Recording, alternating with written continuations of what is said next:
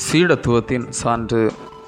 நான் கிறிஸ்துவல்ல, அவருக்கு முன்னாக அனுப்பப்பட்டவன் என்று நான் சொன்னதற்கு நீங்களே சாட்சிகள். மணவாட்டியை உடையவனே மணவாளன். மணவாளனுடைய தோழனோ அருகே நின்று அவருடைய சொல்லை கேட்கிறவனாய் மணவாளனுடைய சத்தத்தை குறித்து மிகவும் சந்தோஷப்படுகிறான்.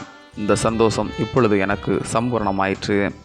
அவர் பெருகவும் நான் சிறுகவும் வேண்டும். யோவான் 3:28, 29, 30. பல நாட்டு கிறிஸ்தவ பிரதிநிதிகள் பங்கு பெற்ற கிறிஸ்தவ மாநாடு ஒன்று நடைபெற்றது. அதில் கிறிஸ்தவை பற்றிய நற்செய்தியை நாம் பிறருக்கு எப்படி அறிவிக்கலாம் என்று பாதிக்கப்பட்டு, அதில் சிலர் சிறப்பான மிஷினரியை அனுப்பலாம் என்றும், சிலர் துண்டு பிரதிநிதி கொடுக்கலாம் என்றும், இன்னும் சிலர் பள்ளிக்கூடம் மருத்துவமனை கட்டலாம் என்றும் யோசனை சொன்னார்கள். ஆனால் நிறைய வாதத்துக்கு பிறகு ஒரு முன்மாதிரியான கிறிஸ்தவ குடும்பத்தை கிறிஸ்தவை பற்றி அறியாத ஊரில் தங்க செய்ய வேண்டும். இவர்களின் முன்மாதிரியான வாழ்க்கையை பார்த்து இவர்களோடு இறைவன் இருக்கிறார் என்பதை மற்றவர்கள் காண்பார்கள். இதுதான் சிறப்பான சாட்சி என்று முடிவெடுத்தார்களாம். குருவை வெளிப்படுத்துபவர்கள் சீடர்கள். நாம் கிறிஸ்துவின் சீடர்கள். நாம் கிறிஸ்துவை வெளிக்காட்ட வேண்டியவர்கள்.